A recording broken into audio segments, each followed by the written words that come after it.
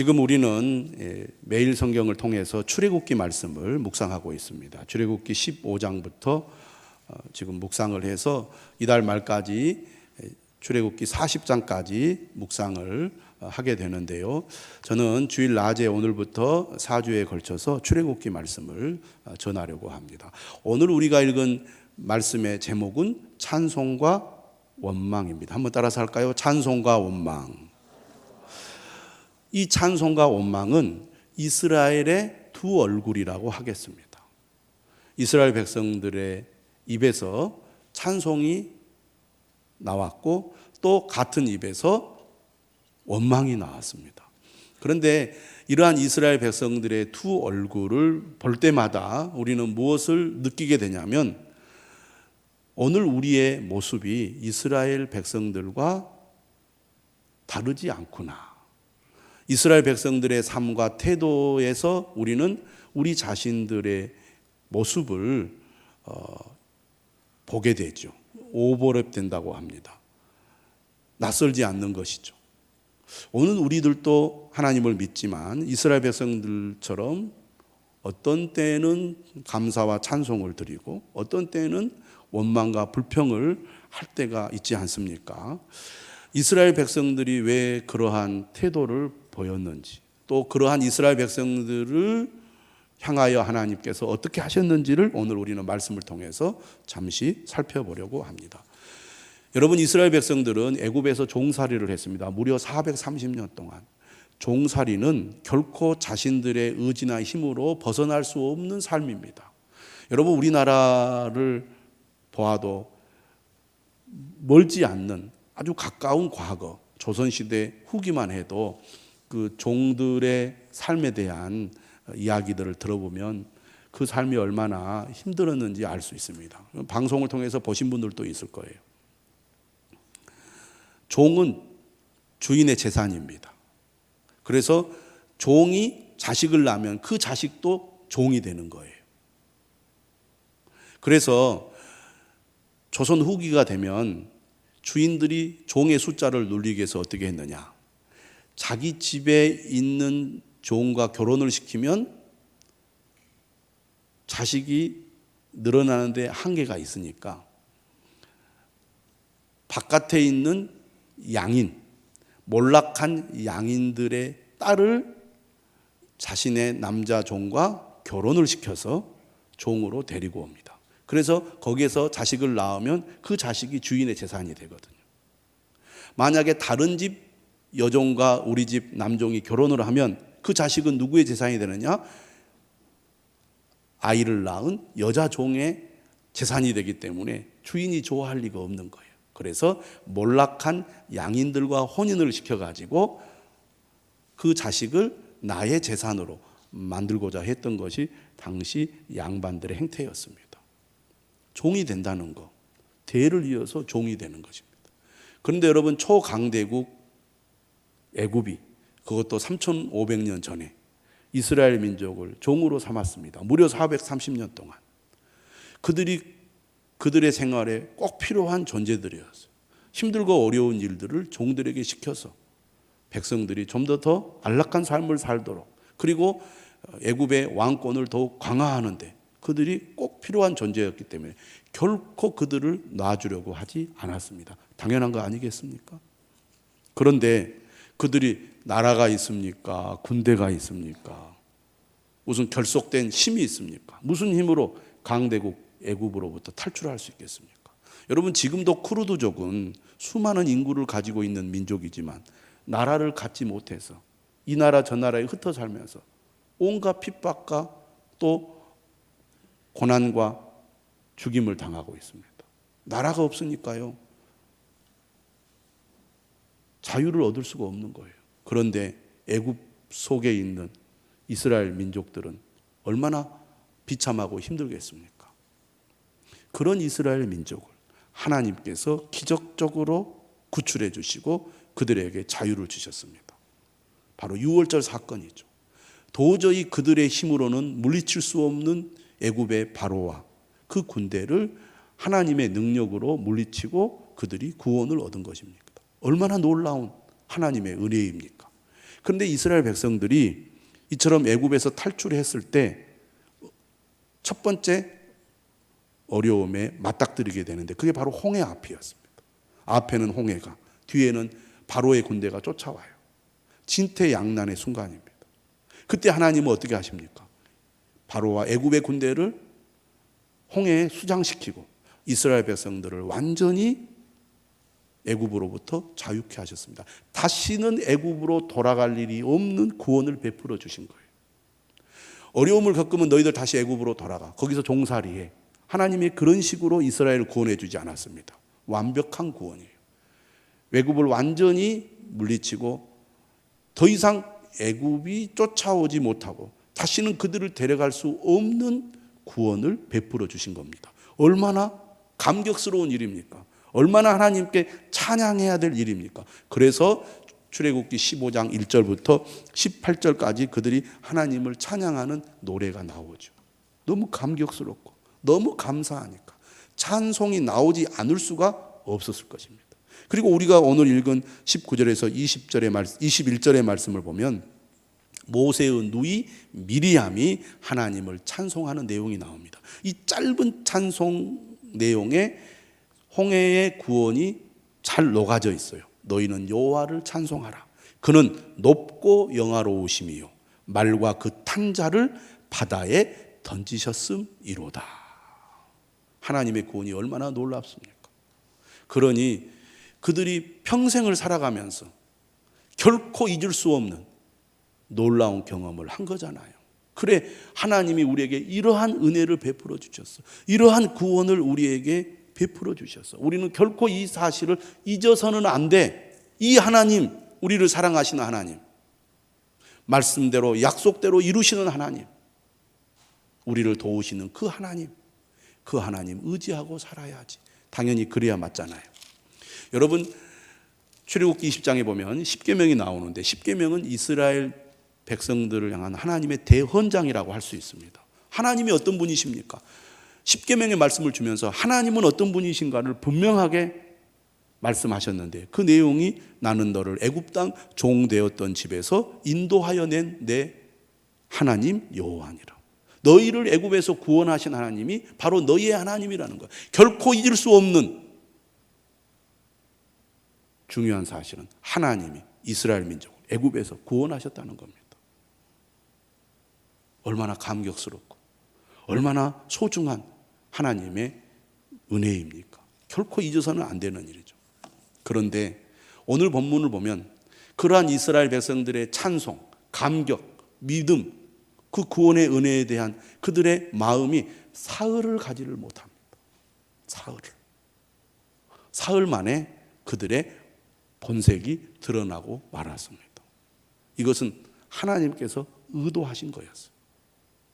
여러분, 우리가 감격하고 기뻐하고 찬양하며 야 정말 놀랍다 이렇게 우리가 흥분해도 사흘만 극한 상황으로 몰아넣어버리면 인간의 그 이기적이고 악한 본성이 그대로 드러납니다. 그게 인간의 연약함이고 인간의 이 이기적인 악한 본성의 특징이라고 하겠습니다. 오징어 게임이 전 세계적으로 유행을 하잖아요. 오징어 게임이 전 세계적으로 유행하는 이유에는 여러 가지가 있지만 그 중에 한 가지가 뭐냐면 사회 구조적인 문제를 그 드라마가 잘 드러내고 있다는 것이고 그 속에서 인간의 이 이기적이고 악한 본성이 잘 나타난다는 것입니다. 극한 상황에 몰리면 인간이 얼마나 잔인한지 이기적인지 그 생존 본능 앞에 인간의 이 민낯이 그대로 드러나는 것을 볼 수가 있습니다. 지금 이스라엘 백성들을 하나님께서 광야로 데려가셔서 사흘 만에 그들의 민낯을 드러내셨습니다. 왜 그렇게 하셨을까? 거기에는 하나님의 계획이 있습니다.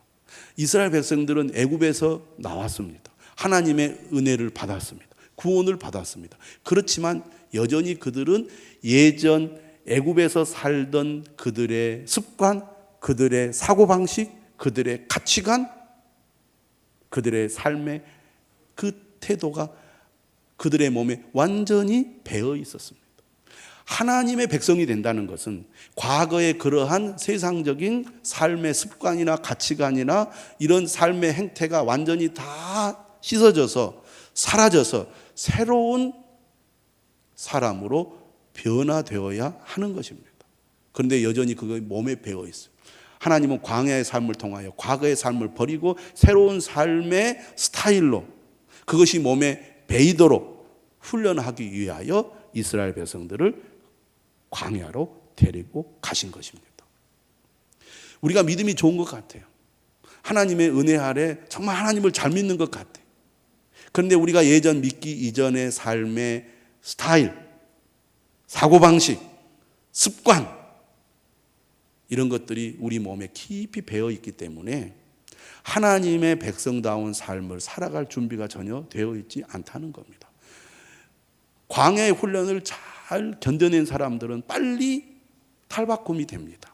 그런데 광야의 훈련이 제대로 안 되면 이게 잘 안 돼요.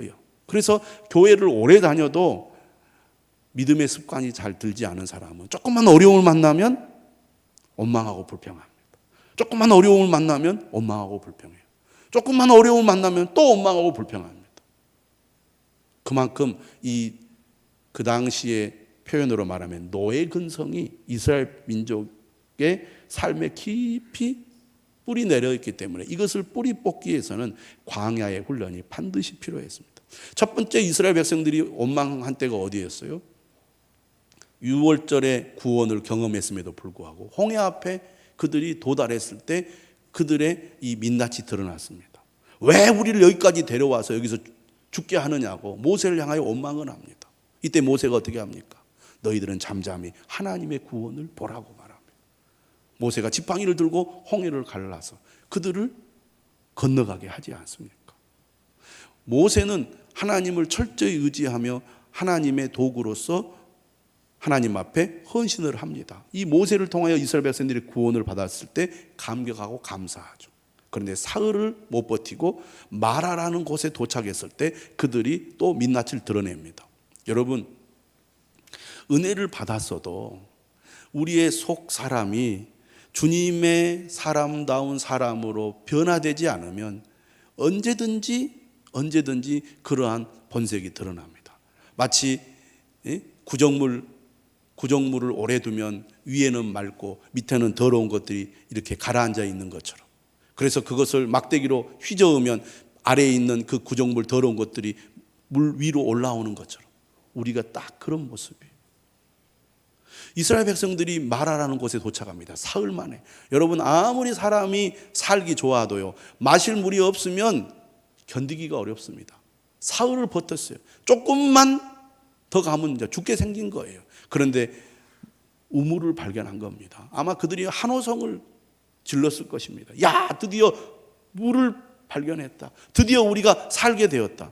그런데 그 마라가 마실 수 없는 쓴 물이었어요. 그래서 마라, 쓰다는 이름에 마라라는 이름을 붙였는데요. 여기서 쓴 물은 어떤 물을 말하냐면 바닷물을 가리키는 겁니다.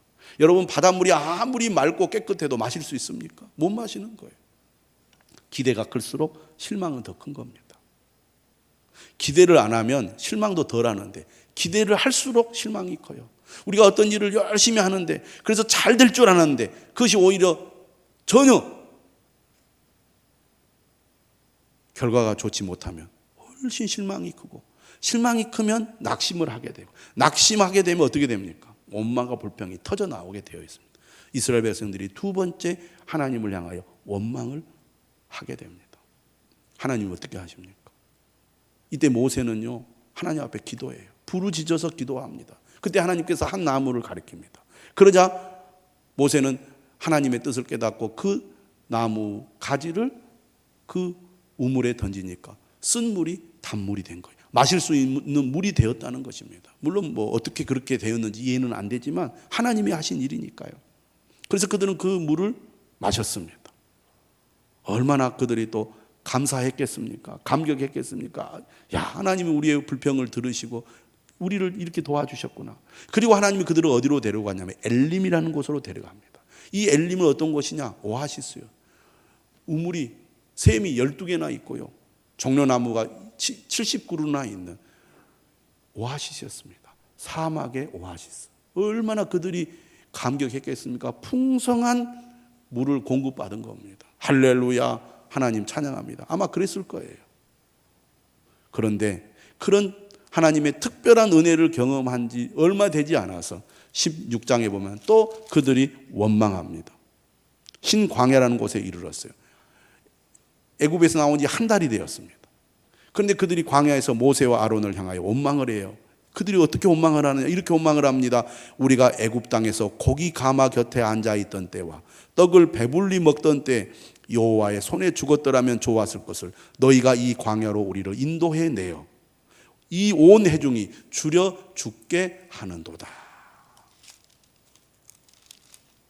마실 물이 없어도 사람은요 한계에 이르게 되지만 이제 그동안 준비해 왔던 먹을거리가 다 떨어져서 이제 굶어 죽게 생기니까 원망이 또 터져 나온 겁니다.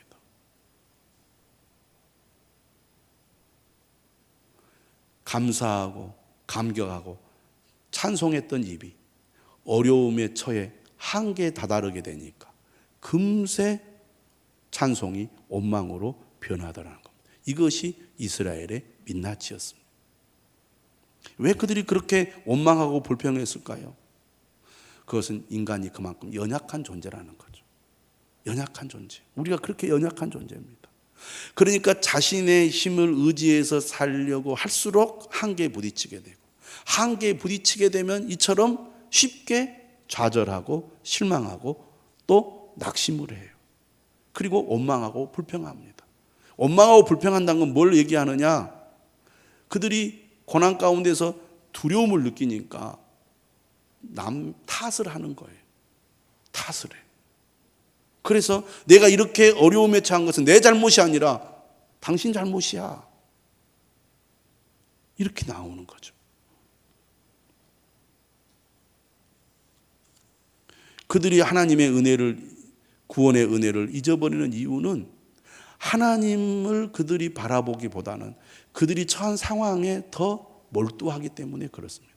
우리가 평소에 생활하다 보면 하나님을 우리가 바라보고 하나님과 관계 속에 살아야 되는데 살만 하면 하나님은 온데간데 있고 잊어버려요. 내 눈앞에 상황만 보입니다. 그 상황이 평안하고 잘 되면요 신나하고 좋아해요. 그런데 갑자기 상황이 어려워져 버리면요 그냥 두려움에 빠지고 실망해 버립니다. 하나님을 바라보기보다는 늘 상황에 주목하는 삶의 습관이 여전히 몸에 배어 있기 때문에 그렇습니다.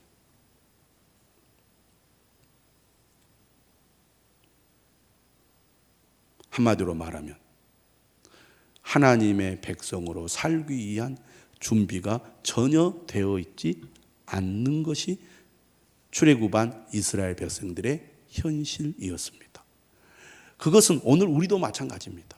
예수 그리스도를 믿는다고 하지만 구원받았다고 말하지만 여전히 우리는 하나님의 백성으로 살 준비가 되어 있지 않는 경우가 너무나 많이 있습니다. 평소에는 잘 몰라요. 광야의 어려움을 겪다 보면 그러한 우리의 민낯이 드러납니다. 그러면 하나님은 어떤 분이신가? 에라이, 너희들 구원해주고 도와줘도 이렇게 배은망덕한 놈들 내가 너희들이랑 같이 못하겠네? 이러지 않으시고 그들을 결코 포기하지 않으시는 하나님이시라는 거예요. 그런 이스라엘 백성들에게 찾아오셔서 그들을 하나님의 백성으로 세우기 위하여 하나님은 열심히 일하시는 하나님이시라는 겁니다. 할렐루야. 얼마나 하나님의 은혜가 크고 놀랍습니까?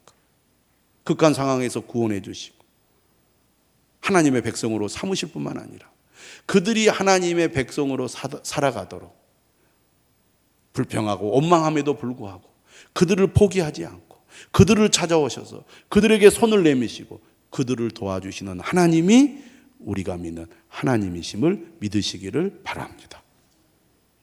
하나님의 계획 무엇입니까? 아까도 이야기했지만 첫 번째가 바로 광야 훈련입니다. 왜 하나님께서 이스라엘 백성들을 광야로 데리고 가셨느냐? 그들을 하나님의 백성으로 준비시키기 위하여 데리고 가셨습니다. 광야는 훈련 장소예요. 우리는 고난에 처하면 하나님 왜 나에게 이런 어려움과 고난을 주십니까? 왜 이렇게 나에게 힘든 삶을 겪게 하십니까? 라고 우리는 원망하고 불평할 때가 많은데요. 하나님은 우리를 하나님의 사람으로 세우시기 위하여 광야로 데려가셨다는 것, 우리를 훈련시키기 위한 목적을 가지고 계신다는 것을 우리가 꼭 기억할 필요가 있습니다. 그래서 여러분, 광야 같은 삶을 살고 있다고 생각되십니까? 아직도 내가 훈련 받을 것이 많구나. 하나님이 나를 사랑하셔서 훈련시키기 위하여 나를 광야로 데리고 오셨구나. 여러분들이 그렇게 생각하신다면 훈련을 받으면서도 견뎌낼 수가 있습니다. 원망과 불평이 들어갈 수가 있다 그 말이에요.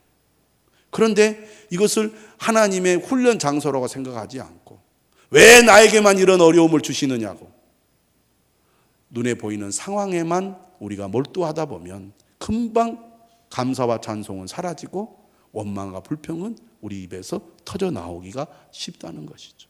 하나님은 여전히 나를 사랑하시고 나를 포기하지 않으시고 나에게 찾아오셔서 나를 도우시며 광야의 훈련을 통하여 하나님의 사람으로 세워가신다는 것을 꼭 믿으시기를 바랍니다. 광야는요, 나의 본성이 드러나는 곳이기도 하지만 내 힘으로는 안 되는구나를 깨닫게 하시는 곳이에요. 그래서 사람은 자기 힘으로 해보다가 안 될 때 하나님을 찾아요. 하나님을 붙잡아요. 하나님 도와주세요 그러는 거예요. 빨리 깨닫는 사람은 거기까지 가기 전에 하나님 의지합니다. 하나님 말씀을 따릅니다. 하나님 말씀대로 순종해요. 그래야 잘 되고 그래야 내가 산다는 것을 알기 때문입니다. 그런 사람들은 고생을 덜 해요. 그런데 끝까지 자기 고집대로 하는 사람은 되게 당하는 때가 옵니다. 왜? 고집을 부리다가 그것이 안 되는 때를 겪기 때문에 그렇습니다. 이게 광야 훈련이에요. 내 힘으로 안 되는구나. 하나님을 의지해야 되는구나. 하나님을 붙잡는 것이 내가 사는 길이구나. 그래서 우리의 몸이 믿음으로 반응하도록 훈련하는 장소가 광야예요. 우리의 몸이. 우리가 믿음이 약할 때는 겉으로 볼 때는 믿음이 있는 것 같지만 광야 속으로 들어가게 되면 믿음 없는 우리의 마음, 생각, 태도, 행동이 그대로 드러나요. 몸이 그렇게 반응을 해요. 몸이. 내가 생각으로는 그래, 내가 그렇게 하면 안 되지. 그렇게 하면 안 되지. 그런데 광야에 들어가면요, 몸이 그렇게 반응을 해버려요. 그러니까 이스라엘 백성들이 찬송하다가도 금방 원망하고 불평하는 거예요. 광야의 훈련을 잘 우리가 해내다 보면 우리의 몸이 어떻게 반응하느냐? 믿음으로 반응해요. 모세는 항상 거의 대부분 믿음으로 반응했습니다. 모세까지 만약에 그랬더라면 이스라엘 백성들은 오합지졸이 되었을 거예요. 하지만 모세는 믿음의 반응을 보입니다. 하나님을 찾았고 하나님께 기도했어요. 그러나 이스라엘 백성들은 여전히 자신들의 본성대로 노예 근성을 가지고 불평하고 원망하고 타다고 그랬어요. 그런데 점점 그들이 하나님의 백성으로 만들어져 갑니다. 광야에서.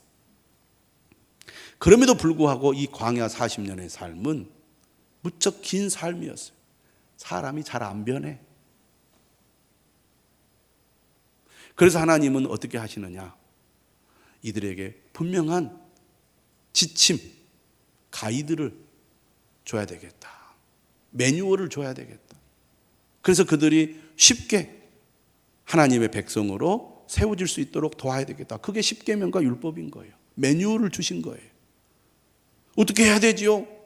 매뉴얼을 모르면 우리가 허둥지둥대고 막 어찌할 줄 모르고 모든 것을 다 흐트러 놓지만 매뉴얼을 알면 그 매뉴얼대로 행동했을 때 쉽게 몸에 익히게 되고 쉽게 문제를 해결할 수 있는 방법을 터득하게 되잖아요. 하나님께서 그래서 십계명과 율법을 주신 것입니다. 그럼에도 불구하고 하나님이 안심이 안 됐어요. 이것들이 정말 매뉴얼대로 잘 할까?